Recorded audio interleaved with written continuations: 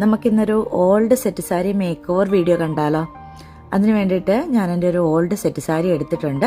അതിനകത്തൊരു ഫ്ലോറൽ വർക്കൊക്കെ കൊടുത്ത് അതിനൊരു ന്യൂ ലുക്ക് കൊണ്ടുവരാൻ വേണ്ടിയിട്ട് നോക്കുവാണ്.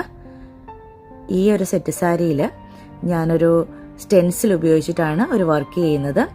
ഒരു ഫ്ലോറൽ വർക്കാണ് ഞാനിന്ന് ചൂസ് ചെയ്തിരിക്കുന്നത്. അപ്പോൾ ആ ഒരു ഫ്ലവറിന് ഞാൻ റെഡ് കളറും അതിൻ്റെ ലീഫിനൊക്കെ ഒരു ഗ്രീൻ കളറും കൊടുത്ത് ഒരു റെഡ് ആൻഡ് ഗ്രീൻ കോമ്പിനേഷനാണ് കൊടുത്തിരിക്കുന്നത്.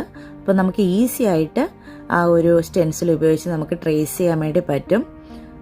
ഈവൻ ബിഗിനേഴ്സിന് വരെ ഇങ്ങനെ ഒരു സ്റ്റെൻസിൽ ഉണ്ടെങ്കിൽ എന്ത് വർക്ക് വേണമെങ്കിലും നമുക്കിങ്ങനെ സാരിയിലൊക്കെ ചെയ്യാം.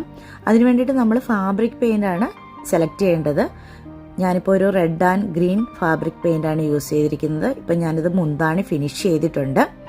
അപ്പോൾ ഈ ഒരു ലുക്കാണ് ഇനി വന്നിട്ടുള്ളത്. നമുക്ക് പ്രോപ്പറായിട്ട് ആ പിക്ചർ എങ്ങനെയാണോ അതേപോലെ തന്നെ നമുക്ക് ട്രേസ് ചെയ്യാൻ വേണ്ടി പറ്റും.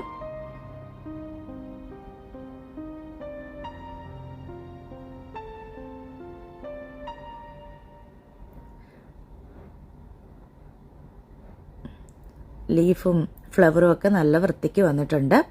പിന്നെ നമ്മളിങ്ങനെ യൂസ് ചെയ്യുമ്പം എപ്പോഴും ഒരു പ്ലെയിൻ ആയിട്ടുള്ള സർഫസിലിട്ട് വേണം ചെയ്യാൻ വേണ്ടിയിട്ട്. പിന്നെ അടിയിൽ വേറെ ക്ലോത്തോ ഒന്നും ഉണ്ടാവാൻ പാടില്ല, അതിലേക്ക് കളറ് പിടിക്കും.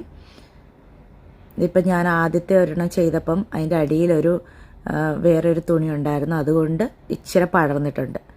നമ്മൾ പ്ലെയിൻ ആയിട്ടുള്ള സർഫസിലിടുകയാണെങ്കിൽ നമുക്ക് അങ്ങനെ പടരുമൊന്നുമില്ല, ഇങ്ങനെ പ്രോപ്പറായിട്ട് കിട്ടും. ഞാനതുപോലെ ഇതേപോലെ തന്നെ ഞാനിതിൻ്റെ ബോർഡേഴ്സുകളിലും കൊടുത്തിട്ടുണ്ട്. അപ്പോൾ എല്ലാം കഴിഞ്ഞ് കഴിഞ്ഞപ്പം ഇതിൻ്റെ ലാസ്റ്റ് ഫൈനൽ ലുക്ക് എന്ന് പറയുന്നത് ഇങ്ങനെയാണ്. ഇതിൻ്റെ താഴെ ഭാഗത്ത് ബോർഡറിനോട് ചേർന്ന് ഞാൻ ഈ സെയിം വർക്ക് തന്നെ കൊടുത്തിട്ടുണ്ട്. അങ്ങനെ സാരിയിൽ മൊത്തം ഈ ഒരു സെയിം വർക്ക് ചെയ്തു.